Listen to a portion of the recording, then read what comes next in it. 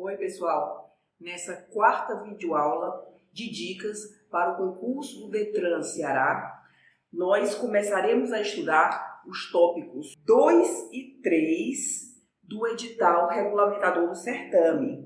O que diz o tópico 2? Orçamento público, conceito, técnicas orçamentárias, princípios orçamentários, ciclo orçamentário, processo orçamentário. Tópico 3, orçamento público no Brasil, sistema de planejamento e de orçamento federal, plano plurianual, diretrizes orçamentárias, orçamento anual, outros planos e programas, sistema e processo de orçamentação, classificações orçamentárias, estrutura programática, créditos ordinários e adicionais. Lembrando que o nosso curso é de dicas, tá certo? Parto do pressuposto que você já tem algum conteúdo. Vou abordar o que, a meu ver, é de maior importância para o seu concurso, tá certo? Eu vou, digamos, agregar, melhor falando, eu vou agregar os tópicos 2 e 3 desse edital e a partir desta videoaula de hoje, que é a quarta da nossa série de programas, nós daremos dicas em bloco dos tópicos 2 e 3, ok? Então vamos lá. O ponto de partida do nosso estudo, claro, é a Constituição Federal de 88. Porém, lembro a você que o orçamento público brasileiro, ele não tem sua embriogenia na Constituição de 88. Eu não sei se você sabe, mas todas as constituições do nosso país trataram da temática orçamentária. Explicando melhor, desde 1824, nós temos orçamento público no Brasil. Claro que não nessa modelagem da Constituição de 88, óbvio que não. Só para o seu conhecimento, a Constituição de 1824, estávamos no contexto histórico do Brasil Império, né? A Constituição de 1824 tratava de orçamento público em um único artigo. Só para você ter noção, a Constituição de 88, ela trata especificamente do orçamento público dos artigos 165 a 169. Aí você pode pensar, são poucos artigos. Não, são artigos com muitos incisos e muitos parágrafos. É isso que eu quero deixar claro a você. Porém, a Constituição, quando fala de orçamento, ela, digamos, intensifica nesses dispositivos. Mas em alguns momentos há diálogos da temática orçamentária com outros dispositivos constitucionais. A exemplo do 57, parágrafo 2º, que inclusive eu vou falar, certo? Então vamos lá. As leis orçamentárias, elas são bens de natureza difusa, ou seja, transindividual e intergeracional. O que é que isso quer dizer? Bens de natureza difusa. Que o problema orçamentário não interessa só a mim, interessa a você, ao seu filho, interessa a toda a sociedade. A sociedade em perspectiva intergeracional. Por quê? Porque as políticas públicas, elas não acontecem só no curto prazo. Elas acontecem no curto prazo, médio prazo, longo prazo. Então, isso interessa a diversas gerações. Não é um problema só meu nem seu, é da sociedade brasileira como um todo. E não interessa só a mim nem a você, interessa aos nossos filhos, netos, bisnetos e por aí vai, como interessava aos nossos antepassados. Quando a gente está falando de orçamento público, atenção, nós não estamos falando só da lei orçamentária anual, de forma alguma. Nós estamos falando dos planos nacionais, regionais e setoriais, estamos falando do plano plurianual, estamos falando da lei de diretrizes orçamentárias, que é a grande inovação da Constituição Federal de 88, e estamos falando, por óbvio, da lei orçamentária anual. Só lembrando que a lei orçamentária anual é o orçamento público propriamente dito. E como eu já falei, o orçamento público não é novidade da Constituição de 88. Já disse a vocês e repito que todas as constituições, a começar da de 1824, trataram de orçamento público.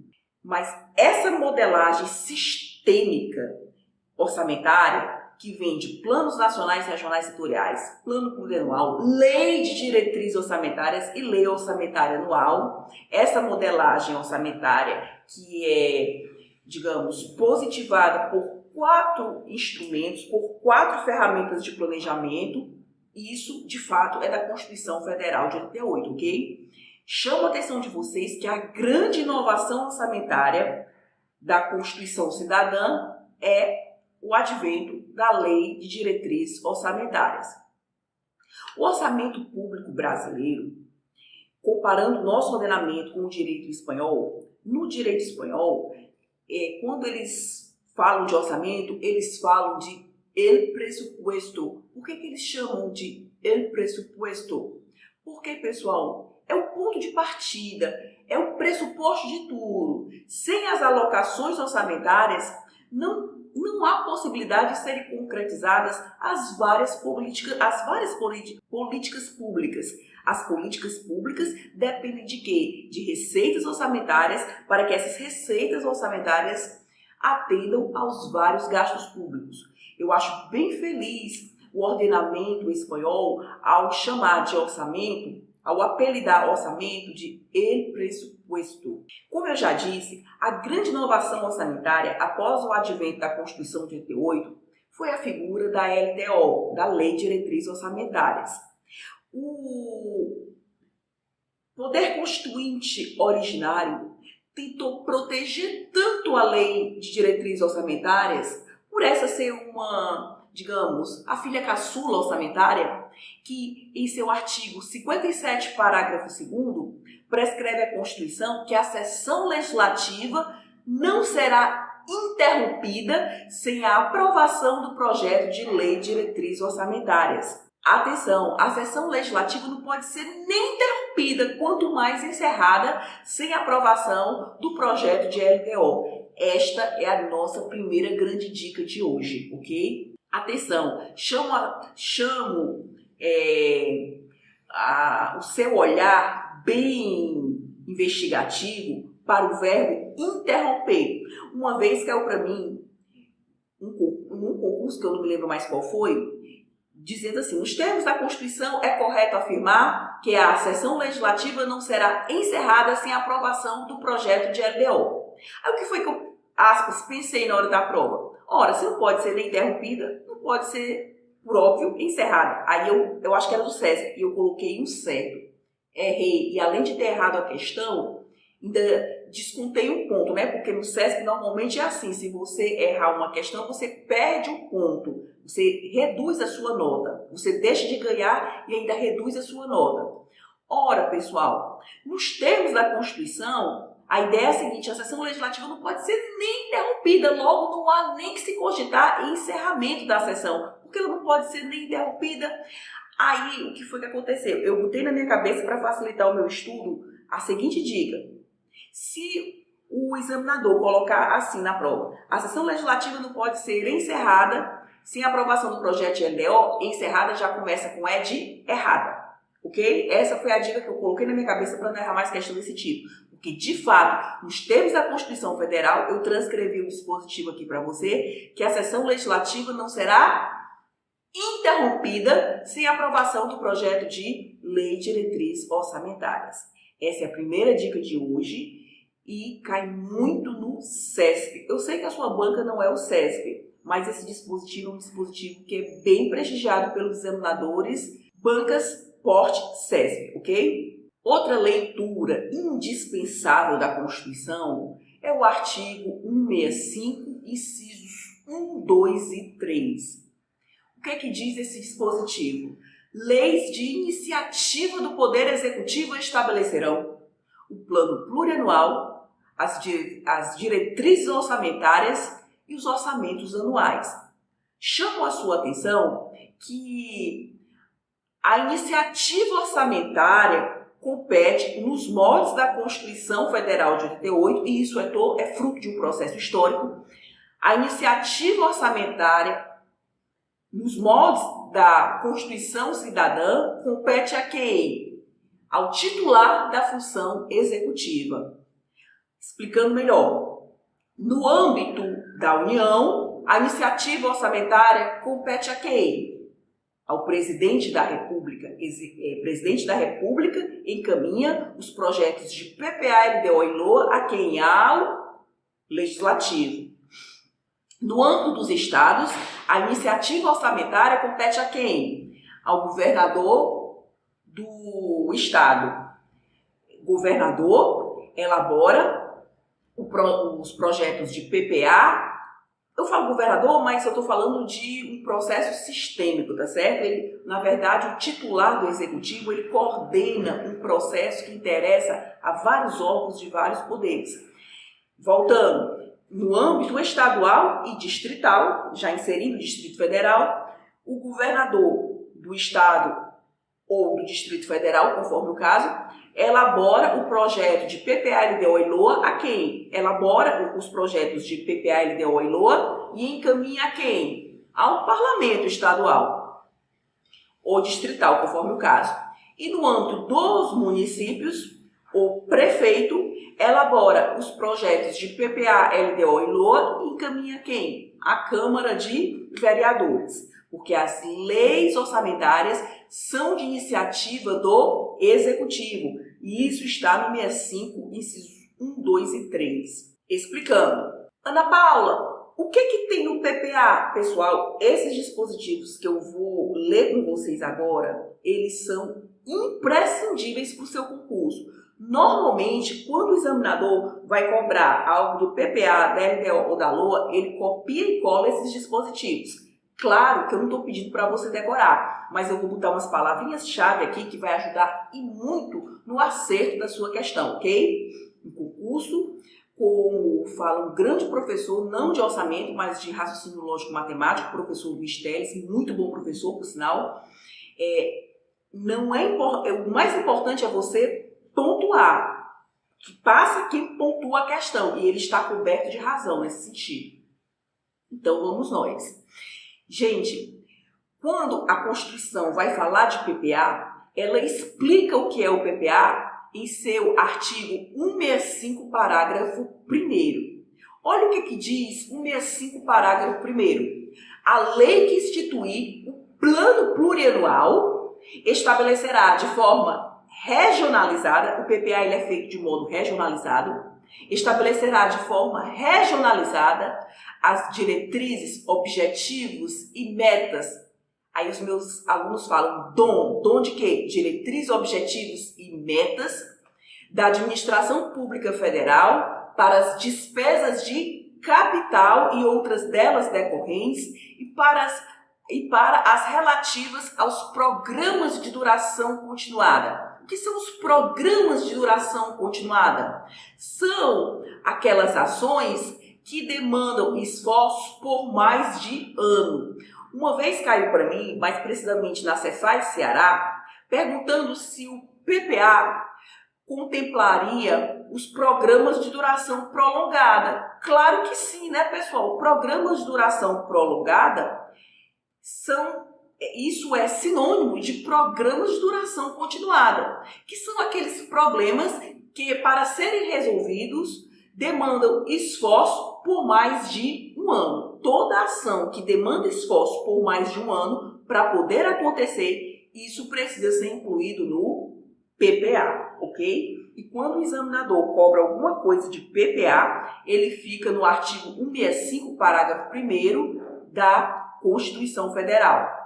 Ideia-chave: regionalização, diretrizes, objetivos e metas, despesas de capital, que são os gastos com expansão, e o mais importante de tudo que está no PPA diz respeito a programas de duração continuada, sinônimo de programas de duração prolongada, que são aquelas ações que demandam esforço por mais de um ano. Tudo aquilo que ultrapassar os limites de um ano para poder acontecer deve ser incluído no PPA.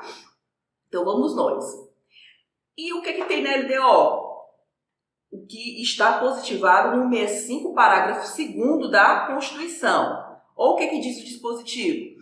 A Lei de Diretrizes Orçamentárias compreenderá as metas e prioridades da Administração Pública Federal, incluindo as despesas de capital para o exercício financeiro subsequente, orientará a elaboração da Lei Orçamentária Anual, disporá sobre alterações da legislação tributária e estabelecerá a política de aplicação das agências financeiras oficiais de fomento.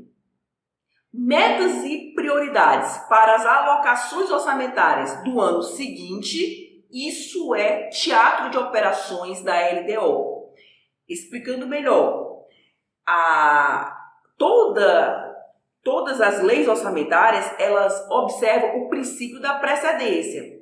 Se planeja no ano para período seguinte. Todo planejamento começa com P de prévio. É por isso que a Constituição está dizendo que a LDO compreenderá as metas e prioridades da administração pública federal, se for uma lei federal, estadual, se for estadual, municipal, se for estado municipal, distrital, claro, se competir ao Distrito Federal, incluindo as despesas de capital para o exercício financeiro subsequente. Todo santo ano é feita uma LDO. Com base nessa LDO é que será elaborada a LOA, porque a grande missão da LDO é orientar a elaboração da LOA.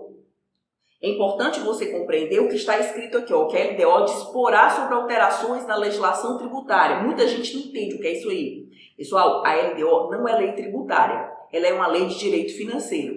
Porém, caso haja possibilidade de haver alteração na legislação tributária, a LDO tem que ter essa informação, porque com base nela é que serão estimadas as receitas correlatas. Então, a LDO ela não cria tributo de forma alguma. Ela não é lei tributária, mas ela dispõe sobre as alterações na legislação tributária. Ou seja, caso algum tributo possa vir a ser criado, incrementado, majorado, sei lá, essa informação tem que estar na LDO, porque com base nela, a LOA estimará as respectivas receitas. E uma das grandes missões da LDO é estabelecer a política de aplicação das agências financeiras oficiais de fomento. E o que é isso? Como é que setores produtivos serão incentivados, por exemplo, pelo BNB? Que setores produtivos serão incentivados pelo BNDES? Que são as chamadas agências financeiras oficiais de fomento? Não sei. O que vai dizer? A LDO. Ok, pessoal? Então, os setores produtivos a serem incentivados, a serem fomentados, isso deverá estar também na LDO, porque é com base nela que a LOA fixará as despesas correlatas.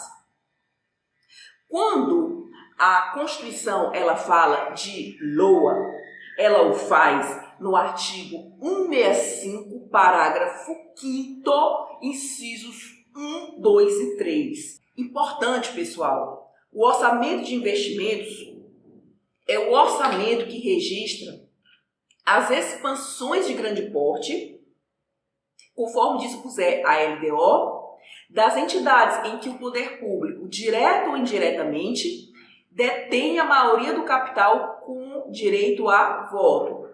Ou seja, é aquela situação em que o poder público tem poder de mando. Ele detém a maioria do capital social com direito a voto. Ele manda na entidade, ok? E o que é investimento? Aquisição de bens componentes do ativo imobilizado. Explicando melhor, só estará alocado no orçamento de investimento das estatais os gastos com expansão de grande porte, conforme dispuser a LDO, das entidades em que o poder público, direto ou indiretamente, detenha poder de direção, poder de gestão dessa organização, ok? Voltando. Quero chamar a atenção de vocês que pagamento de empregado de estatal não é alocado no orçamento de investimento das estatais de modo algum, por todo o exposto. Por exemplo, pagamento de empregado da Cegás, a Cegás é a Companhia Estadual de Gás do Ceará, não estará alocado na LOA do Estado do Ceará de forma alguma, porque pagamento de empregado da Cegás não se enquadra no conceito jurídico de investimento. Pagamento de empregado é despesa com a manutenção da estatal. E essas despesas com manutenção da estatal, essas despesas não estarão alocadas no orçamento de investimento das estatais de forma alguma, porque só estará alocado no orçamento de investimento das estatais as expansões de grande porte, nos termos da LDO, das entidades em que o poder público, direto ou indiretamente, tenha poder de mando, poder de gestão, poder de gerência. Isso é o que está no orçamento de investimento das estatais.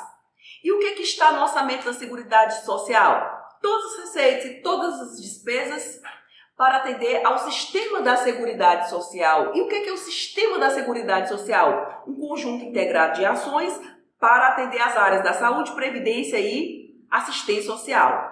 Todas as receitas e todas as despesas para financiar a Seguridade Social, quando eu estou falando de Seguridade Social, eu estou falando de saúde, previdência e assistência social. Todas as receitas e todas as despesas para saúde, previdência e assistência social, isso estará alocado no orçamento da Seguridade Social. E o que for de receita e despesa para áreas que não sejam saúde, previdência e assistência, estará no orçamento fiscal. O orçamento fiscal, ele é residual. Voltando, o que está no orçamento da Seguridade Social? Porque se você entende Seguridade Social, você entende orçamento fiscal. Porque o que não está na Seguridade Social e não for investimento das estatais, estará no orçamento fiscal, que ele é residual. O que estará no orçamento da Seguridade Social? O orçamento da Seguridade Social, abrangendo todas as entidades e órgãos a ela vinculados, da administração direta ou indireta, bem como os fundos e fundações instituídos e mantidos pelo poder público. Esquece o orçamento de investimento das estatais, que ele é muito específico. Pense da seguinte forma: o que está no orçamento da Seguridade Social? Todas as receitas e despesas para atender as áreas da saúde, previdência e assistência. E o que não for saúde, previdência e assistência e demandar receita e despesa, estará alocado no orçamento fiscal. Exemplo de gasto que está alocado no orçamento fiscal: pagamento de professor. Pagamento de professor é área social, ninguém nega, mas é uma área social que não integra a estrutura da Seguridade, porque Seguridade é o quê? Saúde, previdência e assistência, com base no 195 da Constituição. E o que não estiver na Seguridade Social estará alocado no orçamento fiscal. A regra é a seguinte, que todas as receitas e todas as despesas, tirando as relativas ao sistema da Seguridade, estão alocadas no orçamento fiscal, considerando que o orçamento de investimentos estatais é um orçamento bem específico. De posse de toda essa explicação, fica mais fácil entender o 65, parágrafo 5º, que explica a estrutura da LOA. A Lei Orçamentária Anual compreenderá o orçamento fiscal referente aos poderes da União, seus fundos, órgãos e entidades da administração direta e indireta, inclusive fundações instituídas e mantidas pelo poder público, o orçamento de investimento das empresas em que a União, direta ou indiretamente, detém a maioria do capital social com direito a voto, e o orçamento da Seguridade Social, abrangendo todas as entidades e órgãos a ela vinculados, da administração direta ou indireta, bem como os fundos e fundações instituídos e mantidos pelo poder público. Para você entender a estrutura do orçamento fiscal, você precisa saber o que é Seguridade Social. A Seguridade Social tem um conceito lá no 95 da Constituição. O que não tiver no orçamento da Seguridade Social está no orçamento fiscal. A exemplo das receitas e despesas para as áreas da saúde, trabalho, lazer, segurança pública e por aí vai. Tudo isso está no orçamento fiscal. Porque na Seguridade Social só estarão alocadas as várias receitas e várias despesas para atender saúde, previdência e assistência. Lembrando que o orçamento de investimentos estatais é um orçamento muito específico, não é tudo que vai estar lá, só estará alocado lá os gastos com expansão de grande porte das entidades em que o poder público, direto ou indiretamente, detém a maioria do capital social com direito a voto. Pessoal, aqui e acolá cai a classificação por esfera orçamentária. Existem várias classificações da despesa orçamentária. Uma delas é a classificação por esfera orçamentária. Olha como isso é simples. A classificação por esfera orçamentária compreende a própria estrutura da LOA. falou de LOA na perspectiva de orçamento fiscal, orçamento de investimentos estatais e orçamento da Seguridade Social, isso é a tal da classificação por esfera orçamentária, fonte Senado Federal, ok?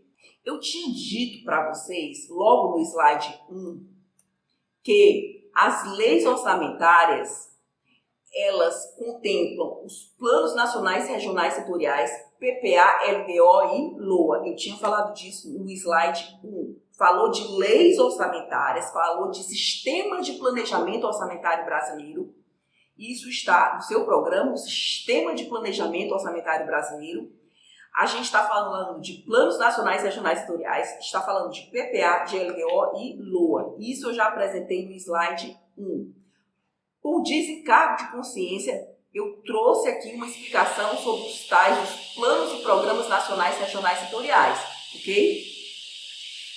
Quando a Constituição fala de planos e programas nacionais, regionais e setoriais, ela está falando desse assunto no 65, parágrafo 4º. E o que é que diz o 65, parágrafo 4º? Os planos e programas nacionais, regionais e setoriais previstos nesta Constituição serão elaborados em consonância com o Plano Plurianual e apreciados pelo Congresso Nacional. Claro que isso em âmbito federal, porque em âmbito estadual essa apreciação, o plano não será nacional, o plano será regional setorial. Em âmbito municipal, o plano será local, né? Porque pelo princípio da preponderância dos interesses, aos municípios compete resolver os interesses, né, locais. E a apreciação será pelo parlamento respectivo. Dificilmente isso cai em prova. Normalmente, quem cobra mais isso é o CESP. Mas por desencargo de consciência, se o examinador cobrar planos nacionais, regionais e setoriais, a Constituição explica esses planos nacionais, regionais e setoriais no artigo 165, parágrafo 4º. Os planos e programas nacionais, regionais e setoriais previstos nesta Constituição serão elaborados em consonância com o PPA e apreciados pelo Legislativo. Gente, esses planos e programas nacionais, regionais e setoriais, em âmbito nacional, eles visam a ordenação do território, eles são planos de longo prazo e dialogam com o PPA, porque o PPA não contempla as ações que ultrapassarão os limites de um ano.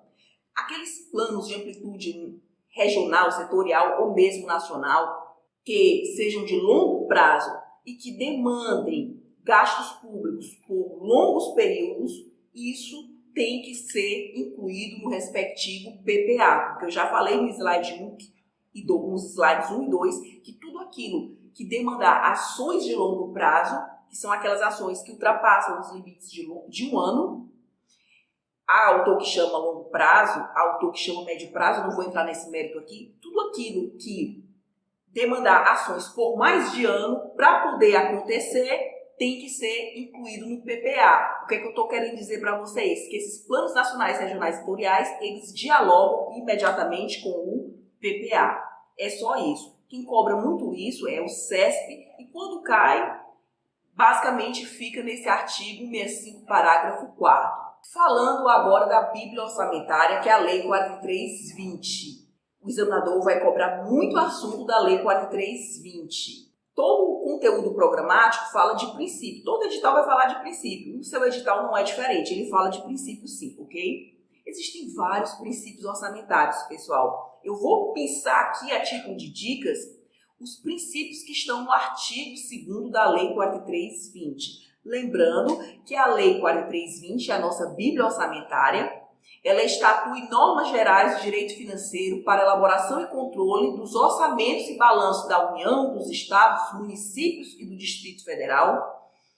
Ela, grosso modo, trata de controle dos orçamentos e balanços públicos. É uma lei de amplitude nacional e o seu artigo 2º trata de 4 princípios básicos. O que é que fala o segundo? A lei de orçamento, a lei do orçamento, conterá a discriminação da receita e despesa de forma a evidenciar a política econômico-financeira e o programa de trabalho do governo. Isso aqui está no texto da lei, por isso que o governo aqui tem um chapeuzinho, tá certo? Eu copiei e colei a lei em sua versão original. A lei do orçamento conterá a discriminação da receita e a despesa de forma a evidenciar a política econômico-financeira e o programa de trabalho do governo, obedecidos os princípios da unidade, universalidade e anualidade. O texto aqui deixa a desejar em termos de ortografia, mas o erro aqui não é meu. Eu copiei e colei do site lá da Presidência da República, tá certo? Eu só coloquei os negritos para chamar a sua atenção.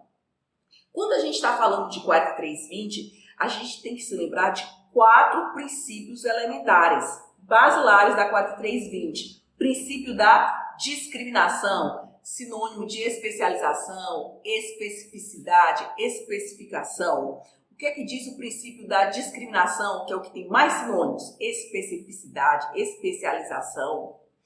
Esse princípio diz que a lei orçamentária deverá detalhar todas as receitas e todas as despesas. A 4320 também fala de princípio da unidade. Esse tem várias explicações. Primeira explicação, haverá uma LOA para cada ente da federação. Cada ente da federação terá a sua lei orçamentária anual. Primeira explicação para o princípio da unidade. Haverá uma LOA para cada ente da federação. Segunda explicação para o princípio da unidade. Há quem explique o princípio da unidade pela perspectiva da unidade de caixa ou unidade de tesouraria. Mais para frente eu vou explicar o que significa o princípio da unidade de caixa e unidade de tesouraria. Eu acho essa explicação muito pobre. Mas há quem explique o princípio da unidade na perspectiva, essa é a explicação que eu acho mais técnica. Normalmente quem cobra dessa forma é o CESP. Princípio da unidade. Dentro de uma lei só, a gente trata de 3 assuntos. Que assuntos são esses? Orçamento fiscal, orçamento de investimentos estatais e orçamento da Seguridade Social. Não são 3 leis, não. É uma só que vai tratar de 3 assuntos. Dentro de uma lei só, a gente trata de 3 assuntos. Que assuntos são esses? Orçamento fiscal, orçamento de investimentos estatais e orçamento da Seguridade Social. Ok? Essa é a explicação mais técnica para o princípio da unidade. Que é que pode cair na sua prova, mas que eu não aposto muito, só se ele cobrar a classificação por esfera.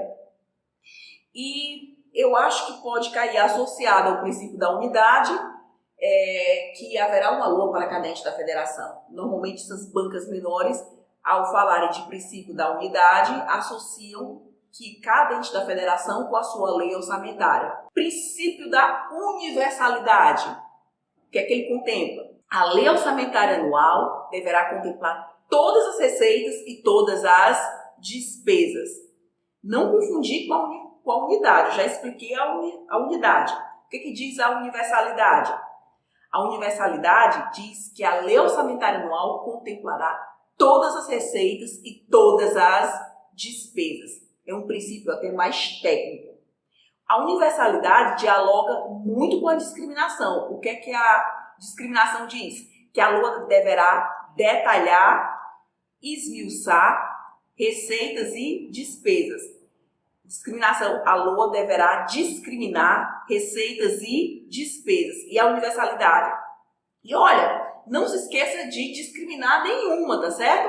O que é que diz a universalidade? A LOA deverá, nesse processo de discriminar, detalhar todas as receitas e todas as receitas e todas as despesas. Isso é o que diz o princípio da universalidade.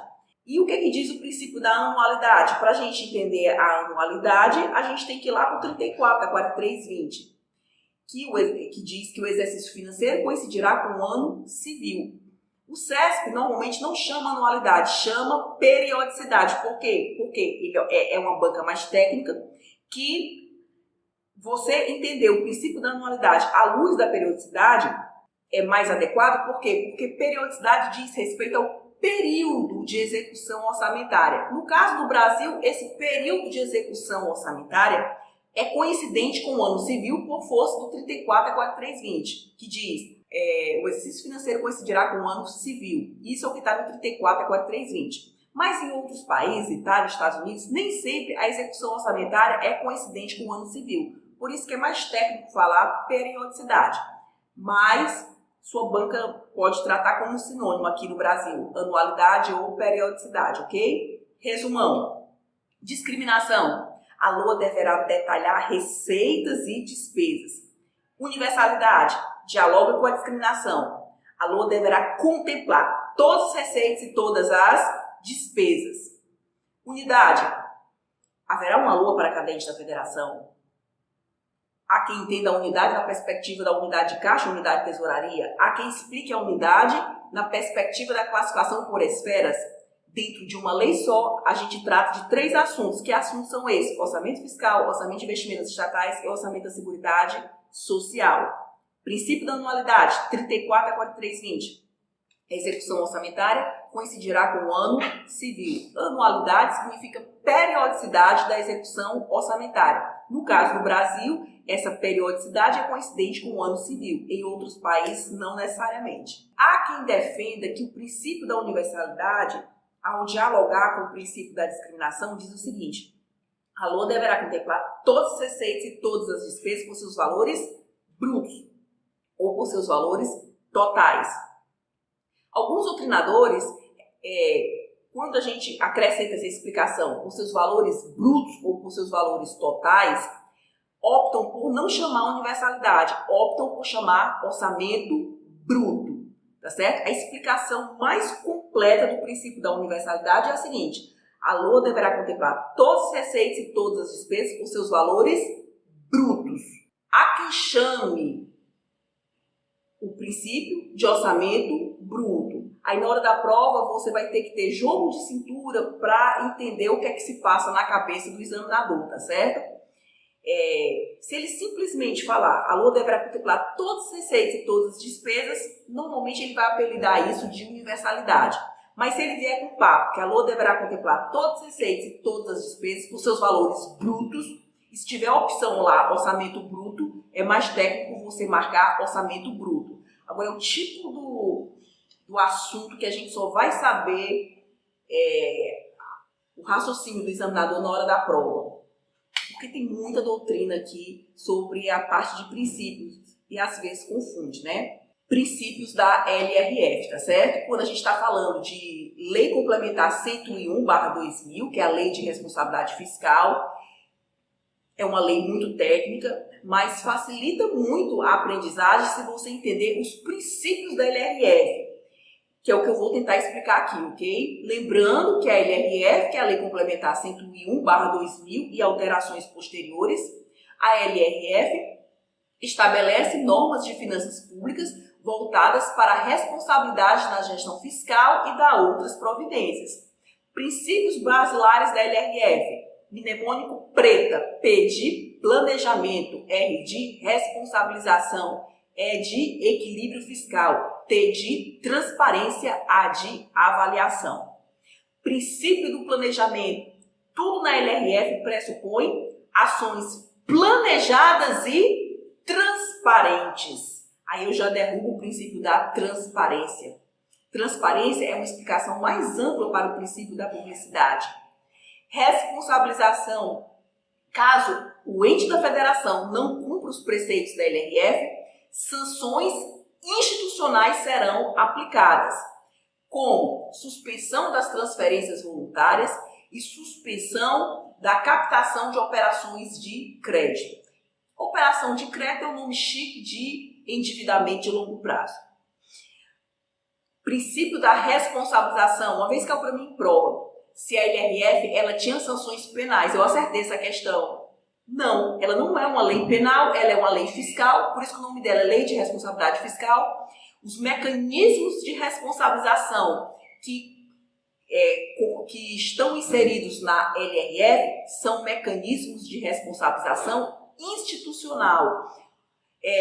São as tais das sanções institucionais, que basicamente significam o quê? Suspensão da captação de operação de crédito e suspensão da obtenção de transferências voluntárias. Exemplo de transferência voluntária são os convênios, né? São exemplos clássicos de transferências voluntárias.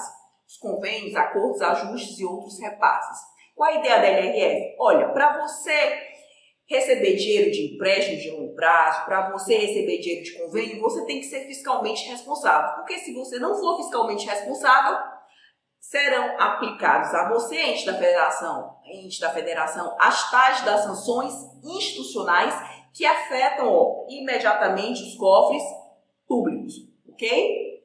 A LRF ela não é lei penal, logo ela não tem sanções penais. Atenção! Certos dispositivos da LRF são tão sensíveis, a exemplo do seu artigo 42, que caso o 42, por exemplo, seja descumprido, aí sim, isso haverá repercussão penal. Não com base na LRF, mas com base na Lei de Crimes Fiscais, que é a Lei 10.028, que é outra lei. Caiu para mim, eu já disse a vocês, que isso já foi cobrado da minha pessoa, uma prova do CESP, segunda fase, prova dissertativa, se a LRF trazia sanções penais. Aí o que foi que eu respondi? Eu acertei essa questão, eu fechei essa questão. Não, ela não traz sanções penais, escrevendo, né, porque era uma prova dissertativa. Ela não traz sanções penais porque ela não é lei penal, ela é uma lei fiscal. Ela traz sanções que são denominadas sanções institucionais. Sanções institucionais, isso não é sinônimo de sanção penal. Eu espero que você tenha entendido. Caso tenha ficado alguma dúvida, pode passar e-mail que eu respondo sem problema algum, ok? Só repetindo por excesso de zelo. A LRF ela traz sanções institucionais. Sanções institucionais é exemplo de suspensão, de obtenção de transferências voluntárias, suspensão de captação de operações de crédito. Como ela não é lei penal, ela não traz sanções penais. Porém, caso certos dispositivos da LRF sejam descumpridos, a exemplo do seu artigo 42, isso terá reflexo penal, não com base na LRF, mas com base no diálogo da LRF com a tal da Lei de Crimes Fiscais, que é a Lei 10.028, que é uma lei penal. Eu espero que isso tenha ficado claro, ok? Outro princípio da LRF, princípio do equilíbrio fiscal. A meu ver, quem melhor explica o princípio do equilíbrio fiscal é o professor Domingos Cubel. Quando ele vai explicar o princípio do equilíbrio fiscal, ele resume na seguinte expressão, que eu acho que ele foi bastante feliz nessa expressão. Ideia de equilíbrio fiscal. Nós não podemos ter tudo que queremos. Logo, só devemos ter aquilo que podemos. Isso é o princípio do equilíbrio fiscal. Repetindo, nós não podemos ter tudo o que queremos. Logo, só devemos ter aquilo que podemos. Isso é equilíbrio fiscal. E, por último, o princípio da avaliação diz respeito à avaliação das políticas públicas, ao controle público propriamente dito. E sobre os mecanismos de controle público, convido a você a ler dos artigos 70 a 75 da Constituição Federal. Ok, pessoal? Quando eu ministro essa disciplina em sala de aula, normalmente os alunos me pedem um resumão da LRF, tá certo? Eles pedem assim, Ana Paula, por favor, diga os artigos neurálgicos da LRF para eu entender a que veio a LRF, já que ela é muito extensa. Salvo engano, elas são 75 artigos, pessoal. A LRF, se a minha cabeça não falha, são 75 artigos. Ou seja, é uma lei muito extensa e além de extensa, ela é muito técnica. Aí eu dou sempre uma dicasinha em sala de aula. Eu digo assim, se você quer entender a que veio a LRF, eu vou te fornecer os artigos que são sensíveis dela e vou te fornecer numa lógica, numa sequência didática, de modo que você entenda a razão de ser da LRF de modo didático, tá certo? De modo que você identifique todos esses princípios nesses dispositivos que eu vou dar e numa sequência. E atenção, esses dispositivos são os que, pelo menos para mim, sempre caíram e caem em prova, tá certo? Os artigos mais cobrados pelo examinador, pelo menos os que foram mais cobrados para mim, nesses 27 anos de trajetória de concurseira, são os que eu vou pontuar aqui para vocês, ok? Quando a gente vai resumir a LRF, siga essa sequência. Leia o artigo 1º, leia o artigo 2º. Do 2º, vá para o 11. Do 11, pule para o 48, que você vai ver os mecanismos de transparência. Do 48, vá para o 14, que você vai ver os mecanismos de renúncia fiscal, ok? Que afeta o equilíbrio fiscal. Do 14, você vai ver o 29. O 29 traz conceitos muito importantes da LRF, que a FCC ama. Do 28, você vai para o 38. O 38 vai falar das famigeradas antecipações de receitas orçamentárias. Do 38, você vai para o 44, que o 44 vai falar das restrições das regras, né, para alienação de ativos do setor público. Do 44, você vai para o 42, que vai falar dos famigerados restos a pagar, que é a chamada herança maldita do setor público.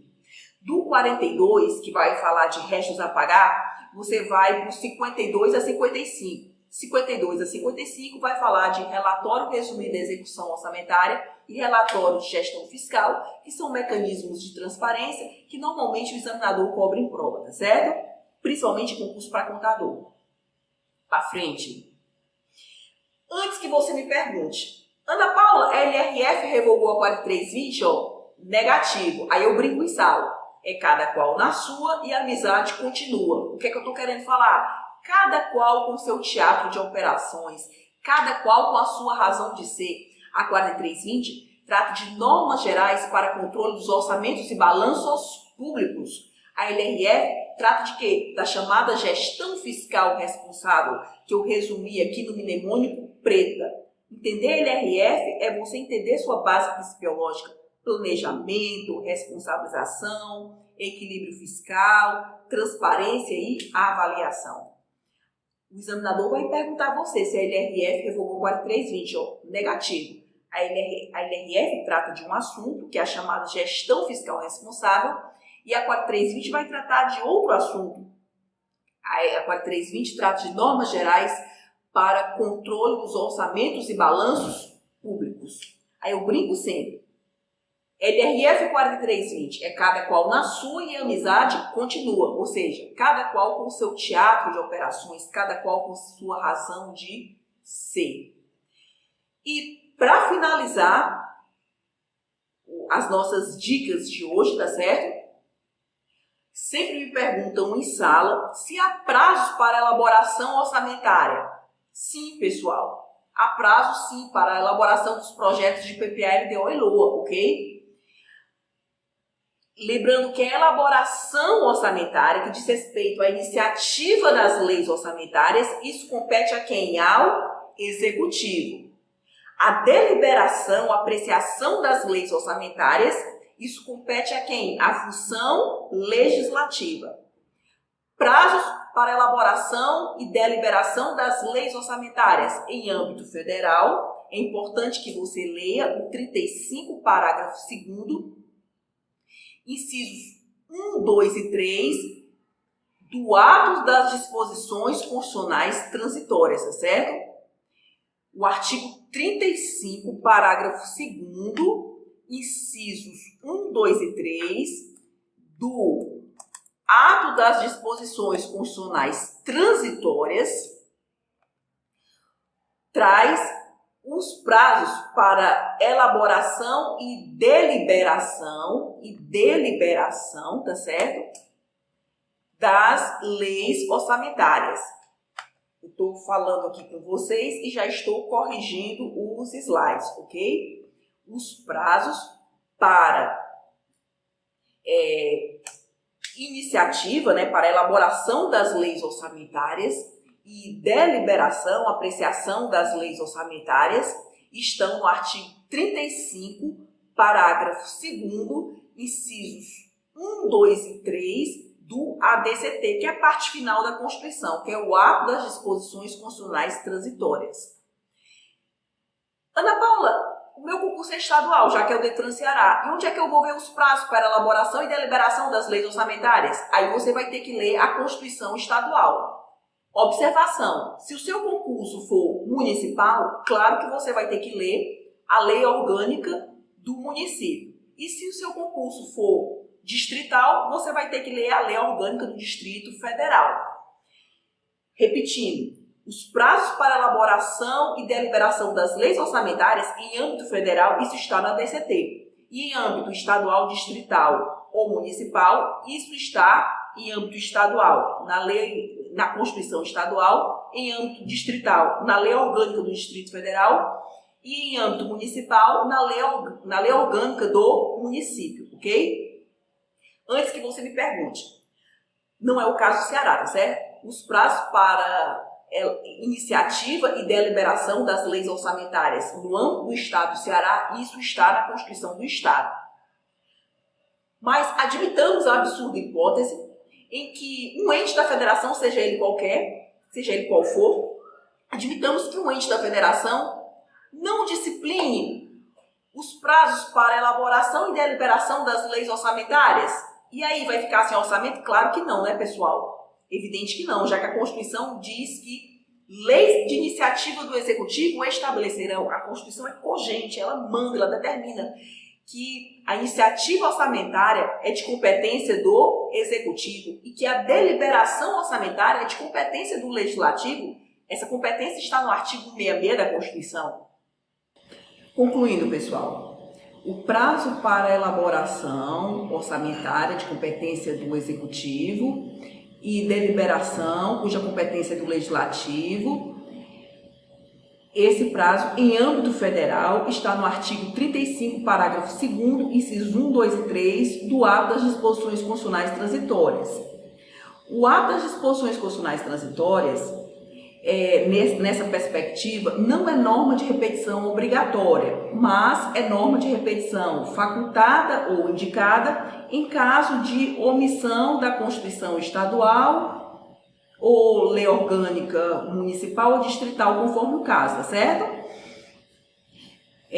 Por que não é norma de repetição obrigatória?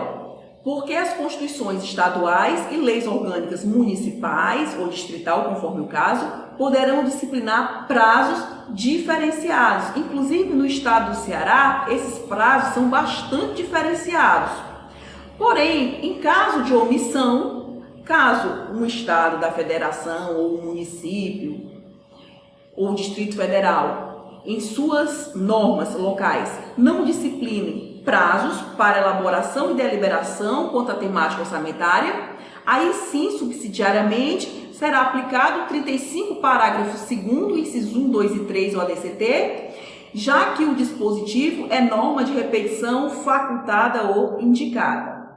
Não aposto que esse assunto caia, mas como é um assunto mais avançado de administração financeira orçamentária, e pelo menos para mim nunca caiu, vai que cai para você. O que caiu desse dispositivo para mim foi o quê? O próprio texto do 35, parágrafo 2º, incisos 1, 2 e 3, ou mesmo os prazos.